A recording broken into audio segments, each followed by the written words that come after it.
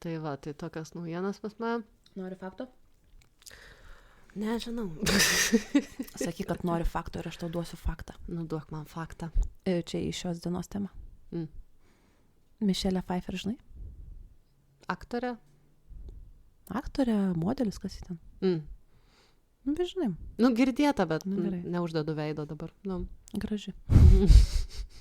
Tai va, Mišelė Pfeiffer buvo patekusi į sektą. Ir jie ieškodama vaidmenių informacijos apie sektas, nes aktoriai taip daro, tik tada jis suprato, kur yra. Mm. Ir sugebėjo pasipustyti padus ir išbėgti. Nice. Bet įsivaizduoji, iki kiek net nesupranti.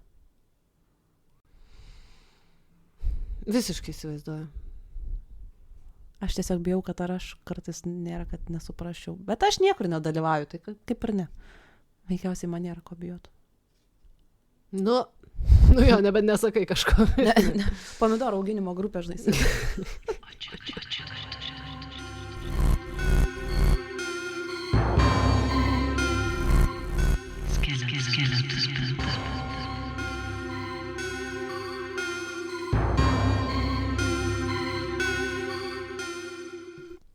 Tai va, kitas faktas. 2009 metais Papua Naujosios Gvinėjos kultas pažadėjo kaimo gyventojams, kad jų bananų derlius didės kiekvieną kartą, kai jie užsiims viešų seksu. Okay. Tai va. Ir tik po to, kai kaimo gyventojas pranešė policijai, kad kulto nariai jau grasina net smurtus, siekdami prieš žmonės viešai mylėtis, lyderis pabėgo. Okay. Nice. Aš Bet suprantu. viešai seksu su Banana. kulto lyderiu ar Ne, vieni su kitais? su bet kuo. Tiesiog reikia viešo sekso. Nu ką, dar vienas autobusas bus? Jo, bus dar vienas autobusas, žinok. Negalėjau susivaldyti. Nu, gerai, autobusas tai autobusas. Taigi, Važiuojam. sveiki visi mėly gotiškų širdžių ir sielų klausytojai. Yra viena tema, kurią pastaruoju metu vis norėjau panagrinėti ir pristatyti, bet vis neišsirinkdavau, kurią bylą pakelt kaip pavyzdį, nes iš tikrųjų dauguma jų yra super mega sunkiai suvokiamos, o aš labiau pratus purtyti galvą dėl žmonių žiaurumo, kur pirmam plane yra jauka nukreipta agresija, nusikaltimai iš aistros ir panašiai. Bet tada mano kolegė man netikėtai pirmą pasičiupo šią temą ir aš kaip ir likau ant ledo iš esmės. Vis dėlto nusprendžiau laikyti savo pirminio plano ir papasakoti apie nusikaltimus susijusiais su kultais, a.k.a. sektomis. Jej. Taigi šiandien jūsų ausim ir teismui mano versija apie sektos psichologiją ir nusikaltimus. Tiksliau, nusikaltimus ir vieną bylą. Pažodžiui iš lotynų kalbos sekta reiškia kryptį, doktriną, mokyklą. Tačiau pagal apibrėžimą sekta yra uždaro tipo bendruomenė, organizacija, kuri dažnai būna religinė, nors pasitaiko ir sekuliarinių. Išskiriami yra 4 pagrindiniai kultų tipai. Tai yra religiniai, politiniai, psichoterapeutiniai / edukaciniai ir komercijai. Pavyzdžiui, viena iš komercinių sektų buvo, jeigu žinai, John Malkovich ir Larry Kingą, tai jie ten atitinkamai sumerkė 1,7 milijono ir $700,000. Tai čia kaip piramidės. Jo, iš esmės tai, bet jie ten žiūri gerai, nes, ten reikia vėl visą skaityti apibrėžimą, kas tai yra ir kaip tai, vat, būtent vis dėlto sueina po apibrėžimu. Šitas palenda, bet iš tikrųjų, jo. Negalima, aišku, visų mums nesuprantamų, nepropaguojamų judėjimų sukišti po vienu skėčiu, todėl žmogui nežalingos bendruomenės, tokios kaip, pavyzdžiui, Jehovos liudytojai, vadinami ne sektomis, o naujaisiais religiniais judėjimais. O sektos nors galėtų būti kitaip, bet vis dėlto turi tokį nusikalstamą prieskonį, nors tikrai radikalios grupės vadinamos sektomis žudikėmis, apie ką mes kalbėjom praeitą kartą. Tai va, ir kiek radau informacijos, tai Lietuvoje buvo tik keletas tokių rimtesnių atvejų. Hare Krishna. Ne, tie labai faini, aš juos labai mėgstu. Aš juos visada irgi pasižiūriu. Bet ten su jais nėra visiškai gerai. Ne, aišku ne. Kažką aš esu girdėjęs. Bet tokie jau visi tokie. Bet man jie labai patinka. Eina, dainuoja. Per pandemiją eidavo vienas, tada eidavo dviese. Palaikydami atstumą. Ne, vis tiek eidavo. O, tai atsidavimas. Bet ne, tas atsidavimas nėra. Iš tikrųjų, ypač šitu atveju, tai tas čia žmonės tikrai atsidavė. Bet, žodžiu, kaip bebūtų, kiek radau informacijos, Lietuvoje buvo tik keletas tokių rimtesnių atvejų. Man yra džiugu. Mes lietuviai, fuck you, nepapuolam. Ta prasme, mes buvom po rusų. Tu mūsų į sektą neįtrauksi, žinai. Aišku, dauguma iš pirmo žvilgsnio ritualinių žmogžudysčių pasirodydavo besančios padarytos paveikto alkoholių, narkotinių medžiagų žmonių arba psichiniam ligom sergančių žmonių, nors ten kažkas buvo su Visaginu. Kai sakau kažkas, tai turiu omeny, kad ten 97-99 metais sektos nariai planavo kažkokį masinį vaikų išvežimą į Dievo namus. Yra sekta ta Dievo namai, žinai gal. Ir ten buvo tirtos su sekta susijusios savižudybės, kai kurie žmonės iki šiol laikomi dingusiais be žinios, bet tai va, čia yra iš esmės toks vienintelis kaip rimtesnis atvejis. Okay. Ja. Tai kas liečia tokią psichologinę sektų pusę, aš nusprendžiau šitą šiek tiek pakalbėti, mes tuoj prieisim, taip sakant, prie visų baisybių ir bylos, bet noriu aš, kad čia liktų tai apie ką tai yra, ar ne, kad galbūt kažkas, vėl nežino, žinai, klausysis ir patos gais, pala. Mama? Žinai. Tai va, tai kas liečia psichologinę sektų pusę, lengviausiai, aišku, įtakai pasiduoda psichologiškai palūžę arba tiesiog silpni žmonės. Dažniausiai, būkim biedni, bet teisingai, tai yra paaugliai, kuriems stinga dėmesio, tėvų meilės, rūpesčio, bendravimo ir tokiu atveju sekta atstoja būtent tą naują, geresnę šeimą. Žmonės yra įtraukiami po truputį, vis didinant jiems reikalavimus, kol nueinama iki viso turto perleidimo, kaip buvo irgi tavo atveju, kur pasakai, nusikaltimų darimo, savižudybių ir taip toliau. Tik atlikę, ko yra prašomi, tokie žmonės tampa pilnateisiais sektų nariais, o aišku, jie patys to siekia. Ir tada jie yra priimami į vieną didelę apkvaitusią šeimą. Aišku, išeiti iš sektos labai sunku ir ne tik dėl to, kad neleidžia, bet ir todėl, kad ten būnant palaipsniui naikinamas individo savarankiškumas, tad reikia ilgos reabilitacijos, norint, kad jis vėl būtų pilnavertis sociumo narys. Ir verta paminėti, nes tai bus susijęs su šiandienos byla, kas man iš pradžių buvo labai keista ir skambėjo keistai, kol nepradėjau gilintis, kad sektos valdo žmonės per žodžius. Tai yra suteikdami naujas prasmes, kurdami tokius kaip naujadarus. Pavyzdžiui, dangaus vartų sektoje žmogaus kūnas iš anksto buvo dehumanizuojamas ir apibrėžiamas kaip konteineris arba apvalkalas. O tokie žodžiai kaip palikti planetą arba išgelbėti savo gyvybę reiškia įvykdyti savižudybę. Taip. Todėl, kai atėjo laikas ir lyderis pareiškia, kad metas nusimesti apvalkalus ir palikti planetą, niekas iš pasiekėjų jau nebesuvekė tos grėsmingos tokios žodžių, žinai, prasmės ir tiesiog nuolankiai nusekė paskui jį ir... Čia yra... Okay. Jo, ir aš kai va taip domėjausi, aš galvoju, kad tokiu būdu ir... gerai, manęs vėl, ne? Bet kitas svoris atsiranda ir tai tampa daug lengviau padaryti. O dabar jau galim kalbėti apie Lori Vallow. Jos gyvenimas buvo šiaip žiauriai plačiai, vis dar žiauriai plačiai, nes čia nėra taip jau labai seniai įvykiai aptarinėjimas užsienio medijose ir turiu pripažinti, kad žiauriai ilgam prikaustė mano dėmesį, ta prasme, aš gyvenau šitą bylą labai ilgai ir dar šįryt dariau paskutinius pakeitimus ir vis dar buvau atsivertus, kaip visas teismo procesas, kas naujo, žinai, ir taip toliau. Čia jau gali atsiversti savo PPTX. Ir pažiūrėti pirmą slaidą. Moterytė. Lori Vallow buvo, yra žavinga moteris, žmona. Vat aš norėjau paklausti, ar buvo, ar yra? Vis dar yra, žinok. Okay, ji blemba, ji net su... Nesakysiu. Vos nepraspoilinau. Nesakyk. Žmona, tiesą sakant, ji buvo 5 kartus, bet kas mes tokios, kad teistumėm. You go, girl. Lori turėjo 3 brolius, iš kurių vienas buvo toks pagerintas, Aleksas, ir 2 sesės, iš kurių viena mirė, kai Lori buvo 24. Kažkaip mirė. Mes nežinom iki šiol, kaip ji mirė, bet kažkaip. 92 metais Lori pirmą kartą ištekėjo, būdama vos 19 iš didelės meilės. 19 tikrai visi jau tuokėsi arba dėl vaiko, arba iš tikrai žiauriai didelės meilės. Ten buvo jos mokyklos laikų simpatulka. Na, žodžiu, pabuvo ir netrukus greit išsiskyrė. Bet gražiai, viskas tvarko, ten su juo buvo, jam pasisekė. 95 jis susitokė su Williamu, su kuriuo susilaukė 2 sūnų, Colby ir Ryan. Čia super mega greit apsisuko ir 96 jau buvo išsiskyrę. Skaičiuok kaip nori, nes jie ne dvynukai, aš nesuprantu, bet whatever. Jo. 95 susitikė, 96 išsiskyrė, 2 vaikus spėjo išperėti, ne? Nice. Nu taip. Įmanoma, viskas. Ja, įmanoma, ja. Sueina matematika. 3 kartas buvo 2001 ir truko netgi 3 metus. Per juos Lori susilaukė 3 vaiko dukrytės Tylee. Tylee tėtis mirė 2018, kai Tylee buvo 17, nuo širdies smūgio, kurį koroneriams, tiesą sakant, teko išsamiai ištirti ir patvirtinti, nes buvo gautas audio įrašas, kuriame mūsų Lori sako: aš perėjau per daug sunkių dalykų ir ketinau jį nužudyti. Nužudyti, kaip rašoma šventajame rašte, kaip Nefi žudė, tam, kad sustabdyčiau skausmą ir neleisčiau jam sekti paskui mano vaikus. Nu, gal jisai buvo smurtaujantis? Ne.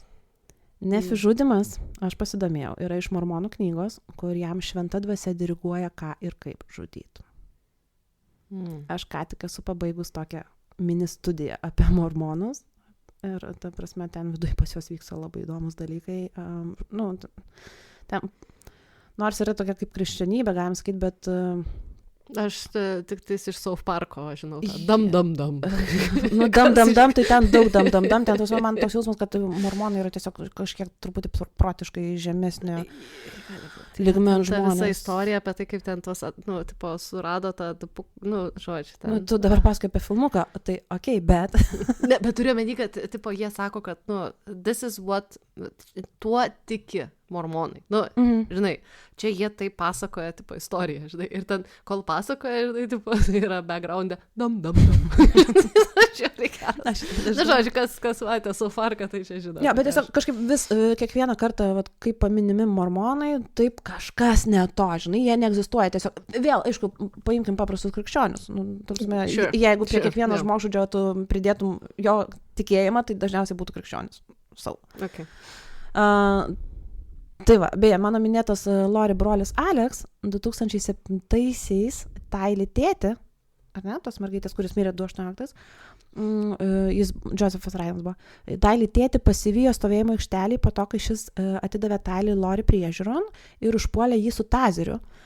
Ir atrodo baika, aš pati esu gavus tazerį, bet jis nejokingai Josephą atjungė, visiškai nejokingai, ir jisai suprato, grubiai tariant, kad jeigu jisai nesutelks visų jėgų, neatsikels ir neužbėgs už pastato, jis bus miręs. Jam va toks buvo, žinai, mintis. Negaliu sakyti, kad bloga mintis. Tai jis kažkaip susikaupė ir atsikėlė ir pabėgo, nors tuo metu Aleksas jam grasino, kad jį užmuš. Ir kodėl, nėra aišku. Šitą visi, taip sakant, tiesiog ir paliko. Po to faktas, kodėl pasakysiu, bet vis tiek. Tai va, tai čia labai negražiai aišku skamba, kažkaip ar ne nuo pat pradžių, bet iš tikrųjų, tuo tarpu 2005-aisiais Lori susitokė su savo priešpaskutiniu vyru, gerai skamba priešpaskutiniu, Charles Wallow. Ne, bet dar klausimas, ar tikrai prieš, ar nebus dar prieš paskutinis, jeigu jinai dar gyva, tai realiai. Ji taip gyva, ji dar gyvens, ne, čia bus jos paskutinis. Okay, taip, bet. Tai susitokė su Charles Wallow ir viskas atrodo literally tobula. Graži para, graži šeima, Lori dievina būti mama, atrodo lyg viskas, žiauriai gražaus filmo, tik aš žiūrėjau ir pati, pastatė. Tam grožiui dar prisideda tai, kad Lori iš tikrųjų dalyvavo grožio konkurse, kuriame ten prisistatydama jau šiaip leptelėjo kažką, kad, žinot, aš ten motina, taip toliau, aš kaip tiksinti bombą. Taip, Lori, okei. Ok, tai toliau. Jos dabartinis vyras Charlesas taip pat iš praėjusios santuokos turi jau 2 stipriai paaugusius sūnus. Ir šeimos vakarai tampa, žinai, tokie, graikiško stiliaus. Jau visa šeimyna. Beje, jų šeimos nuotrauka, šiaip žiauriai nerealiai man žavingai atrodo. Tokie aukšti gražus sūnai, graži Lori, graži jos duktė Tylee, jos vyras Charlesas, viskas tiesiog wow, ane?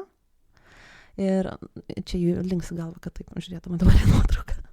Šeima, jo, cool, fainai, tipo, žiūriu, žinai, nuotraukose tu viską gali sufeikinti, realiai.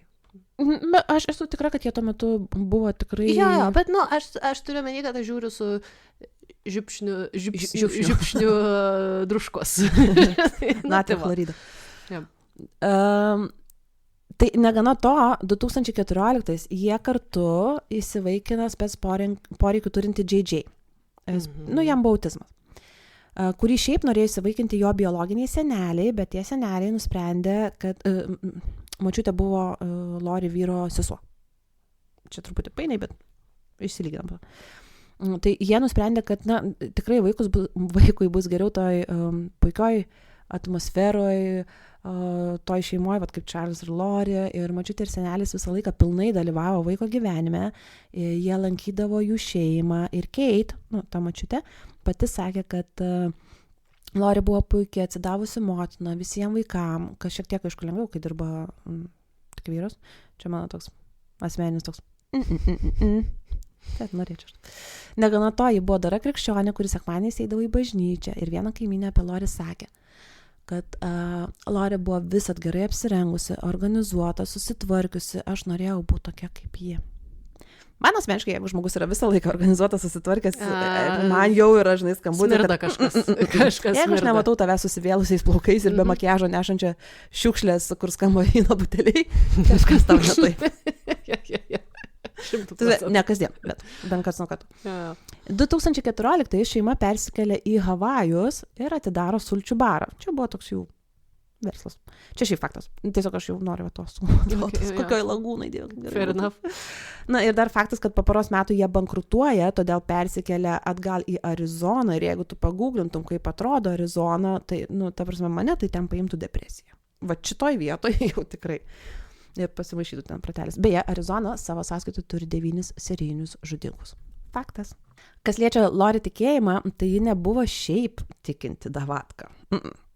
Ji buvo giliai įsitikinus nuo pat pradžių, kad ji turi kažkokią misiją. Of course, nes jinai ypatinga. Dievas ją pasirinko. Ai. Tik ji dar nežino kam. Bet ji visat jautėsi esanti aukščiau kitų ir neteigia, kad patiria kažkokias dvasinės vizijas. Man tas aukščiau kitų, tai what a bitch. Ja, bet o kodėl nebūt bitch, nes ji gali šaukti audras, gaisrus. Kažkaip abejoju. Ir kad ją sergsti Dievas. Aš kažkaip, žinau, kažkur man taip tokia abejoja yra iš to vietai. Aš tiesiog, galvoju, ar ji taip sugalvoja, nes jai taip sakė Dievas, kad ji gali ir ji tiesiog pakluso, kad ji gali ir net čekino, ar ji pračekino ir tada matė, Gal vieną kartą sutapo kažkoks, 2 kartus sutapo dalykai ir jinai tada, ir nesvarbu, kad 150 kartų tada neišėjo, bet, nenuotaikėlė. O jos vyro, Charles buvusi žmona, sakė, kad jai nuo pat pradžių Lori atrodė šiek tiek psichiškai nesveika. Bet čia, žinai, buvusio žmonos. Oi, jo. Negaliu pasikliauti. Ir tada 2017 Lori atrado tokio Chad Daybell rašytas knygas, kurias pradėjo tiesiog ryti. Chadas parašė knygas apie pasiruošimą pasaulio pabaigai. Jis taip pat buvo pastarųjų dienų šventųjų Jėzaus Kristaus bažnyčios narys. Čia tie patys mormonai, jeigu. Jam priklausė ir religinė leidybos įmonė, o jo knygose, kurias beje vis dar galima Amazonė nusipirkti, pagrindinis dėmesys skiriamas ir jo paties buvimo arti mirties patyrimams.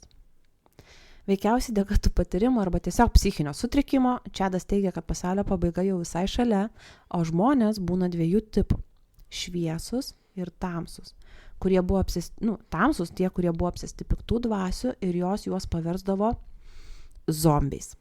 O ne. Čia yra būtent tas dehumanizavimas, kur sakiau, kur įveda naujadarus. Jo, bet sugalvok kokį nors su kitą naujadaro, ne iš filmo, tiesiog paimta, zombiai, žinai. Dieve, man taip pikta, žinok, tikrai, bet vis tiek, okei. Tamsų žmonės buvo iš šios žemės, bet šėtono pasiekėjai. Jo. Aš asmeniškai manau, kad Chadas buvo maža pimpis, netikrinau, bet kiaulės nukis vyras. Tas man galiu pažiūrėti, va čia jo foto toliau bus. Ir į jį pažiūrėjus, man iš karto toks didelis nope atsiranda. Chadas tas toksai kiauliukas, matau kiauliukas. Taip, kaip ir sakiau, kiaulės nukis. Taip, matai? Tavo pirma reakcija tokia pati buvo. Jis, man asmeniškai jis kažko toks šlykštus, kad kai aš ruošiausi šitam epizodui, jeigu ekrane buvo jo foto, aš pakeldavau, žinai, tekstą. Kad nesimatytų jo paties, nežinau, man ne. Jo, toks atstumiantis tikrai. Vis dėlto, kažkam jis buvo kažkas wow, nes su tuometinė žmona Tamara, kurią toliau vadinsim Temi, arba Teimi. Tamara yra rusiškas šiaip vardas. No shit, Sherlock. Aš maniau pabūsiu čia protinga. Žinai, tas tengiasi. Disreagavo. Jie turėjo net 5 vaikus. Beje. Taigi, istorijai naujas veikėjas Čadas. Dar Čadas yra labai toksai douchebag vardas. O ne taip kažkaip mūsų čipsai tie vadinasi, kur ten būna Čaz. Pip, skonio. Čaz. Okay. Bet Čadas yra douchebag vardas. Tipo. Mūsų tėvai žinojo, ką dar. Tai tas Čadas, nepaisant to, kad universitete jis baigė komunikacijos studijas, savo laiku jisai dirbo duobkasiu, taip kad ne tik dėl savo patirčių, jis, galim sakyti, visą laiką buvo viena koja karste, čia mano džiaugas. Badum. Be šitos darbo patirties jis turėjo ir savo religinį podcastą. Nice. Ir net buvo įtrauktas į kažkokį geriausių 15 podcasterių sąrašą. Jeigu religinių podcasterių, tai tik. Ir kad, man asmeniškai viskas apie jį yra bjauru, bet, faktas, kad jisai turėjo kažkokią charizmą, kažkokį gebėjimą įtraukti žmonės ir sėkmingai ves klystkeliais. Nesakai, kad jie susitokė. Kas? Ta pagrindinė veikėja. Ta pagrindinė, kurios vardas Lori, man tu klausaisi, bet mane aš. Atsiprašau, su Čadu. Lori turi vyrą Čaz. Prieš paskutinį. Vis dėlto klausaisi. Apspjoviau. Taigi, šis žmogus 2018 dalyvavo Preparing a People. Kodėl a People, o ne the People, nežinau. Konferencijoje kaip pranešėjas. Jo, jie ten su savo krikščionybė ir viskuo, religiniais šitais dalykais, mormonizmais. Visiškai įtikima task. Toje konferencijoje jau kaip pagrindinė fanė dalyvavo ir Lori Wallow. Ji atvažiavo ten pasiklausyti jo, grubiai tariant, savo dievaičio, kuris rašo knygas Ahujienas apie pasaulio pabaigą. Ir saga prasideda. Čia reiktų kokio žinai. Jo, aš pasakysiu garsų inžinieriui, jis apsvarstys šitą kvestą. Aš asmeniškai nežinau, kaip tokia žavi moteris galėjo susižavėti vyrų, kuris ant scenos buvo su marškiniais su rankom iki alkūnių, po pilvų diržu prilaikomom kelniam, kaklaraištį, kuris nedara prie nieko, užsiveržęs vos ne iki smaugimo, ir šiaip jo veidą tu matei. Tasme, ir matei, kaip atrodo Lori. Besibaigiant konferenciją savaitgaliui, Čadas pasakė Lori, kad tu ypatinga? Ne tik. Aš niekada gyvenime nesu sutikusi nieko panašaus kaip tu. Klausyk. Pala, kokia dar... Visiškai priešingai.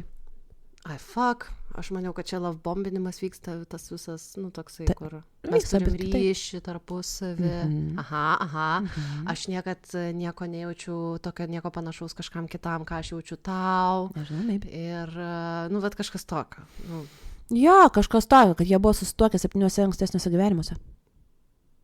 Well, that's new. Esi gavus tokia. Dabar, ponios ir ponai, jeigu jūs norit nukabinti religinę fanatikę, ja. Čia yra iš tiesų pick-up lines. Apparently, Noted, jo, būtent.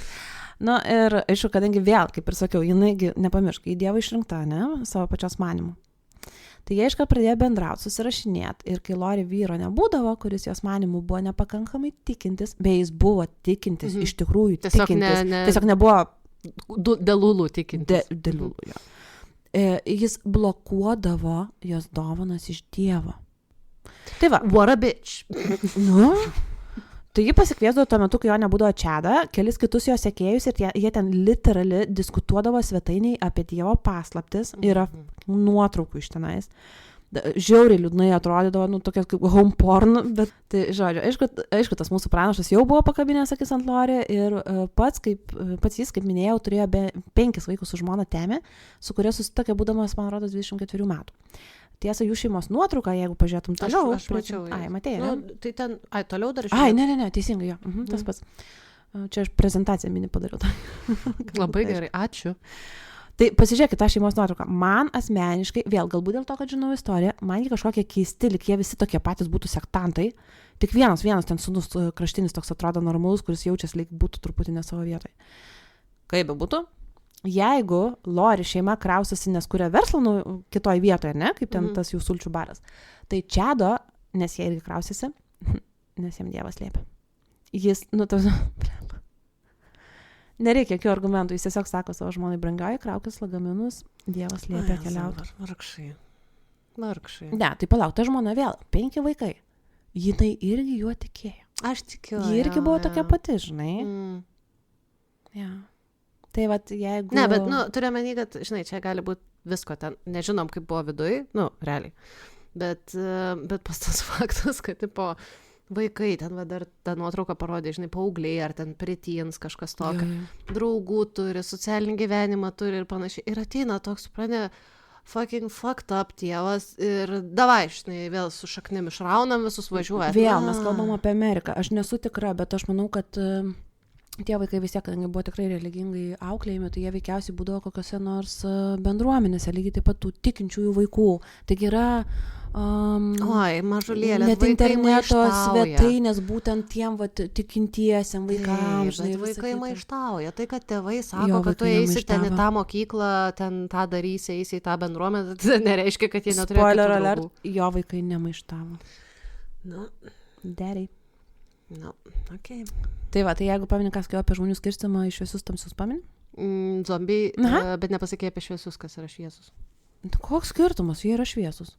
Ai, tiesiog šviesus. Aš jau galvoju, kokią nors ten, pasakysi apibūdinimą. Tai Lori šviesi, Čadas šviesus. Žodžiu, nėra ten, supranti, kokie nors angelų palikuonys ar kažkas. Kokia nors nesąmonė. Kaip. Nepulkim daryti išvadų. Žodžiu, palabiš. Viena iš vakarų, kai visi diskutavo apie Dievą, jis Lori pasakė, kad jinai, nors pati nežino, bet yra, va čia taip pick-up linas tikrai, amžina būtybė, kad ji nugyveno 21 ankstesnį gyvenimą, 5 iš tų gyvenimų čia žemėje, kaip ir jisai pats, bet sustokė jie buvo 7, jeigu pamini, tai nežinau, kur dar 2 buvo, kažkur kitur. Dar jis sakė, kad jie abudu pažinojo Jėzų, o Lori net buvo už jo ištekėjus. Aš tai nepamenu, beje, pagal religiją aš nesu labai tikinti, bet kad, visiškai tikinti nesu, bet kad Jėzus turėjo žmoną. Nope. Okay. Marija Magdalietė buvo kažkas tokio, bet... Buvo, bet nebuvo žmona. Tai... Ja, ir bet palauk, jos vardas tuo metu buvo Joana. Bet jeigu jie ten su tais mormonais kažką, tai mormonai turėjo, jie nors turėjo Jėzų, bet jie turėjo kitą istoriją. Labai nedaug kitą, bet taip. Kita. Tai gali būti, kad ten Jėzus turėjo, ta prasme, žmoną ir palikonių. Gali būti. Maybe. Tai dabar prisiminkim, kad Lori buvo įsitikinus, kad ji arčiau Dievo negu visi ir, ateina vyras, kuris ir taip jau jai yra. Kuriuo jį taip žavisi, sako tokius dalykus, kuriuos jį, Dieve, kaip nori girdėti, ir jį išskirtinė, jį aukščiau visų, kaip jį visą laiką ir įtarė. Ta prasme, It's a match made in heaven. Būtent. 2018 Čadas atsiunčia elektroninį laišką su šeimos istorija. Jeigu norėsi, vėl prisektuke, yra bet ten tiesiog, kaip tai atrodo, kur yra paaiškinta apie levelius, apie tamsos ir šviesos žmonės, ten pagal šventuosius liumenus jie gali iki 6 levelio pasikelt. 6. Tada jis dar įvertina pagal tuos lygius, kas supa Lori. Ir Lori buvo 4,3 šviesos lygyje. Tai aš sakau, biškai, a little bit disappointing. Žinai, yra 6, tai tik 4 ir 3. Reikia pasikelti. Jos beveik visa šeima 3 levelį, kaip ir jos vyras, bei vienas iš sūnų, bet, pavyzdžiui, dukra Taili buvo 4,1 tamsos lygi. Reiškia ką? Kad ją užvaldęs kažkoks demonas ir ji zombėja. Kitas sūnus 3 tamsos levelį ir JJ beje irgi tamsoj skendi. Siaubas. Abu kartu Čadas ir Lori tiki, kad jie turi ypatingų gebėjimų, tame tarpe teleportacija. Show me. Sorry, čia žiauriai geras. Gebėjimą kitiem užleisti negandas. Aš savo artimiesiam irgi moku, aš supyksiu ir jiem tada blogai. Sukelti gamtinės nelaimės, numelsti laukblogės dvasias. Tas man tes? Jo, ta prasme, apart teleportacijos, tai ten, ta prasme, visas tas yra, kur niekaip neišmatuojama ir tiesiog tu sakai, kad aš padariau ir tada visi, jie mato vizijas dar. Tai, okei. Tai kol Čadas suka smegenis, vėl, žinai, ar Čadas suka smegenis, ar ji palaiko jo sukimą smegenų jai, nes abu yra delusional, žinai. Tai Lori santuoka, aišku, ima birėti, nes ji ima plevent kažkur ten dievų karalystėje, pamiršta realų gyvenimą ir negana to, kad ji priema Čado tikėjimą apie zombius, ji pati dar yra įsitikinus, kad rado savo misiją pagaliau, ane? Jos misija yra vesti išganimo keliu 104 000 žmonių, kurie turi ypatingą Dievo apsaugą grupę. Šiaip tai aš net nevadinčiau to grupę čia. Čia beveik miestas susidursi. Ką ten tu su savo tais 3,5 tūkstančiais? Ir jie visi išgyvens pasaulio pabaigą. O, pasaulio pabaiga. Gaila, kad jie net neturėjo surinkę net tų 3,5 tūkstančių beje žmonių. Bet negaila. Jo, iš esmės, taip, atsiprašau. Beje, Čadas su Lori vienas kitą vadina James ir Elena. Iš tos pirmos santuokos? Taip, būtent, nes jie tikėjo, kad čia yra viena iš jų praeitų gyvenimų, kuriuose buvo susituokę vardai. Iš kur tu pas mane tokia protinga? Šitą tau nespoilinu. Nes pasakėjai, kad kai jinai buvo ištekėjus už Jėzaus, jos vardas buvo kitoks ir aš tada pagalvojau, kad čia tas pats. Klausytų, galėtum net Aš klausau, ką tu sakai. Per vieną iš savaitgalinių verslo kelionių Lori vyras, Čazas, niekaip negali susiekti su šeima. Grįžęs, man patinka šitas, jeigu pamenu, labai daug keliaudavau darbo reikalais anksčiau, tai, mane visuomet, aišku, nuveždavo ir parveždavo, bet still, įsivaizduok, jeigu tu nuvažiuoji pats, palieki oro uoste mašiną ir kaip įvyko šiuo atveju, nerandi oro uoste savo mašinos. Kažkaip parvyksti namo, vėl mes kalbam ne apie Vilnių, ne apie Kauną, ne apie Palangą, ne iš oro uosto, čia yra ką veikti. Ten randi pakeistas spinas, o tavo visus daiktus šiukšlių dėžiai. Ir iš sąskaitos dingusius 35 000. Štai čia vyras išsikviečia policiją, yra footages vis. Nežinau, kaip reikia tarti, aš labai prancūziškai turiu footages. Kas? Footages. Footages? Kas čia per žodis? Footages, nežinau kaip ištart. Footage? Footage, todėl, nes aš prancūzų kalbė. Aš nežinau. Aš kol supratau. Filmavimo tipo kamerų nufilmuota kažkas. Su tais kemais policininkų. Body kemai, ta prasme, kaip nufilmavo. Tai, žodžiu, įrašai, vaizdo įrašai. Vaizdo įrašai. Demencija. Okay. Aš pradėsiu spręsti Saudoko jau vėl. Čia geras, čia buvo geras. Ta prasme... Brain freezas. Aha, ne, čia fucking demencija. Žiūrėk, yra natūralu, kad pilkoji masė mažėja. Tai va, tai jis išsikviečia policiją ir jiems pasakoja apie laisvai prieinamą YouTube, rasi, jei norėsi. Papasakoja apie savo žmonos nukrypimus nuo sveiko proto ir visą istoriją, kaip jis grįžo į niekur. Policija patenka į namus ir visi mato, kad tie namai irgi gerai prašluoti, o mašinos nėra nei vienos. Plus, Čarlzas papasakoja policijai, kad jo žmona jam yra grasinus, bet jie sureaguoja labai pasyviai ir iš esmės sako, kad, ponas, gal negaiškit mūsų laikasas. Ir kalbant apie laiką, nuo tada Lori buvo dingus 58 dienom. Tiesiog, dingus. Su vaikais.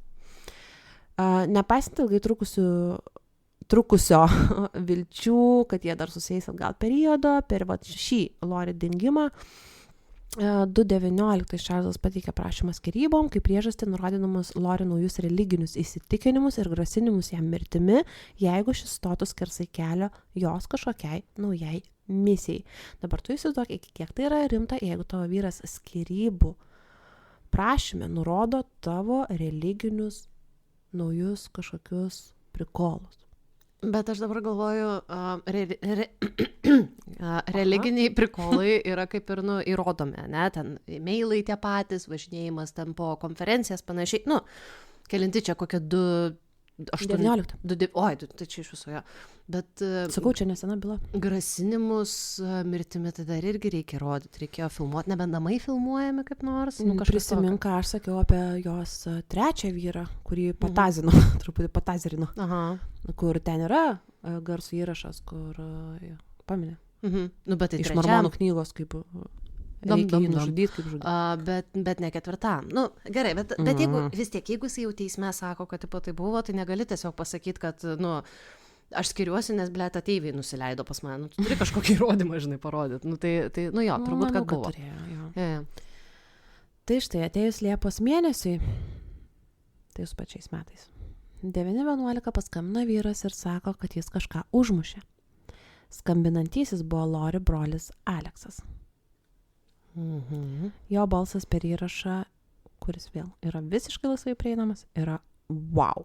Toks, žinai, besidarydamas pusryčius pastebėtų ant kelio suvažinėtą voverę, kuri kaip ir nelabai trukdo, bet reiktų, kad kas nors patrauktų ją nuo vaizdo. Va toks. Tai jis sako, aš susiėmiau su savo svainiu, jis man trenkė su beisbolo lazda per galvą ir tada aš jį pašovau besigindamas.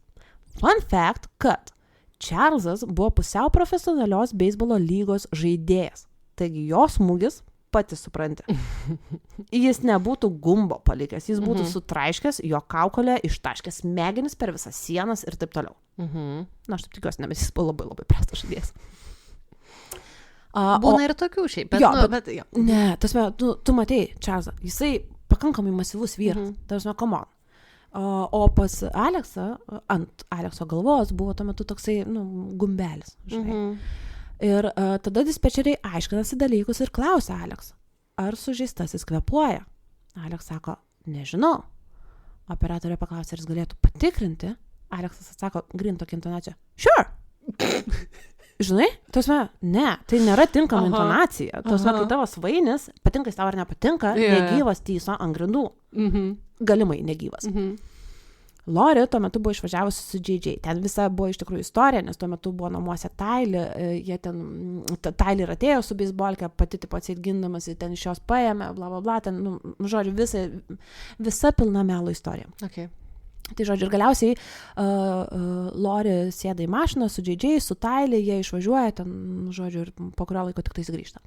Ir vėliau filmuotoj medžiagai, kuri vėl kitur yra prieinama pasižiūrėti, pareigūnai klausinėja Lori, jinai šypsosi ir tasme tai man taip makabriškai atrodė, mėto bajeriukus. Tasme tokius, kur, žinai, jo, žinot, čia mes tik atsikraustėm ir va, čia pašautas žmogus, sorry, kaimynai.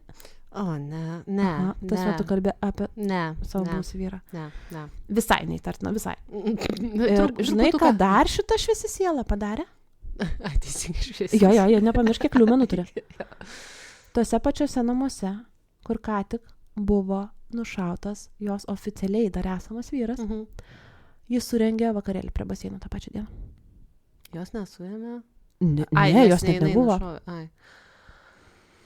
Ta pati vakarą.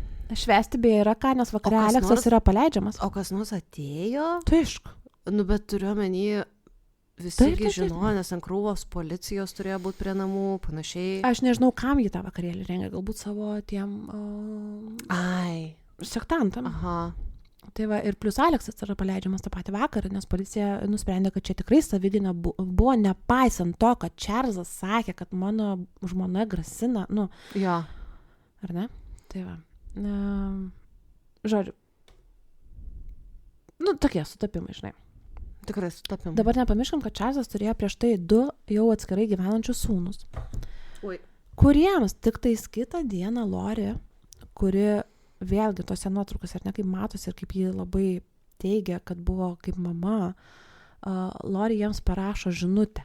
Fucking žinutę. Cituoju. Literaliai cituoju, nes visą žinutę turiu. Sveiki, berniukai. Turiu labai liūdnų žinių. Vakar jūsų tėtis mirė. Aš dabar tvarkau visus reikalus ir jūs informuosiu vėliau. Vis dar nežinau, kaip su tuo susitvarkyti, tik noriu, kad žinotumėt, kad jūs myliu, kaip mylėjo ir jūsų tėtis. Širdutė. Jeigu mano pamotė mane žinutė informuotų, kad mano tėtis mirė, praktiškai tu mirus kartu su juo. Tas man nedrįs tą kažkada daryti. Ir vienas iš tų sūnų labai prie jos tikrai žiauriai prisikniso, čia yra ilga istorija, kaip jie ten susirašinėjo, kad ji pasakytų, kas ir kaip nutiko, bet žodžiu, Lori juodai išsisukinėjo ir labai ilgą laiką paliko juos tikrai nežinioje, žinai, vėl mes kalbame apie Ameriką, kur jie toli vieni nuo kitų gyvena. Dabar, kai jau supranti, kad čia yra kultas ir Lori yra, kas yra, tai aš ją nuo šiol karts nuo karto vadinsiu kulto mama. Tai šita kulto mama pasiėmė tuo metu 17 Tylee ir 7 JJ ir išsikraustė į Idaho, kur su savo šeima gyveno ir graži siela Čadas. Čia Lori rugsėjo pradžioje užrašo JJ į mokyklą, bet ne Tylee. Ko taip susirūkiai, kažkas smirda? Smirda. O prieš 6 savaitės dėl kažkokių priežasčių Lori nusprendžia parduoti JJ emocinio palaikymo šunį. JJ yra autistas, nepamirškime. Aš jau matau, kur tai krypsta ir man visą laiką, kas yra su vaikais, man yra labai sunku, bet aš būsiu stipri, aš klausau. Tu kitoj skaidriai gali pažiūrėti, kaip literally kaip atrodo JJ ir Tylee. Man asmeniškai Tylee primena mano vieną labai artimą mergaitę. Biški yra. Tai dabar supras, kaip man groja šitą istoriją. Taigi, 2019 rugsėjo 8 Lori pasiema brolį Aleksą, abu vaikus ir išvaro su jais į Yellowstone nacionalinį parką, kuris yra labai gražus, beje. Jeigu važiuosi pro šalį, žinai, užsuk. Ir visose nuotraukose šeima šypsosi, atrodo, kad puikiai leidžia laiką. Ir vienintelė bėda, kad naujesnių nuotraukų Tylee daugiau neturės. Žinau, kad tu įtari, bet Čado šitoj kelioniai kartu nebuvo, nes jis užsiėmė kitais svarbiais reikalais. Yra svarbesnių dievulis. Jo, ne. Jis pateikė užklausą / prašymą, kad jo žmonos Temi gyvybės draudimo suma būtų padidinta iki maksimalios. Kaip ir sakiau, svarbus dievulio reikalai. Jie mato ateitį, nepamirškam. Po kelionės į Yellowstone oficialiai Tylee tiesiog dingo. Bet Lori, mama, net nesikreipė į policiją. Ji tiesiog ignoravo faktą, kad dukra yra kažkur. Ir kadangi jie ką tik persikėlė į Idaho, ne visiems taip greitai tapo aišku, kad kažkas ne taip, ar ne? Ji net neužrašyta į mokyklą. Tuo tarpu JJ 17 dieną dar yra užfiksuotas lauko kameros žaidžiantis su draugu. Ir šitas vaizdas taip pat yra paskutinis, kuriame matomas sveikas ir gyvas JJ. 23 dieną Lori tiesiog paskambino į sūnaus mokyklą, kad išbrauktų jį iš programos, įsūnį. Ir direktoriai jį pasakė, kad nusprendė sūnų mokyti namuose. Bet bėgant laikui šeimai ir draugams pradėjo kilti klausimų, kodėl niekad nepavyko susisiekti su 2 vaikais. Kaip ir sakiau, kad močiutė ir senelės labai palaikė pastovų ryšį. Ir ypač turint omeny, kad visiems buvo svarbu, kaip šie laikosi po tėčio ir po tėvio mirties, nes ką tik, ar ne, tokia tragedija įvyko. Ir neilgai trukus stebėjimo kameros užfiksavo Lori gabenančią vaikų daiktus į saugojimo konteinerius, kur, žinai, Amerikoje yra tai, kur po to būna konteinerių karai. So, stay tuned for next episode. Turiu tai. Taip, aš realiai siūlau čia daryti pauzę, nes yra tikrai, pakankamai ilga istorija. Tai kol kas mes turim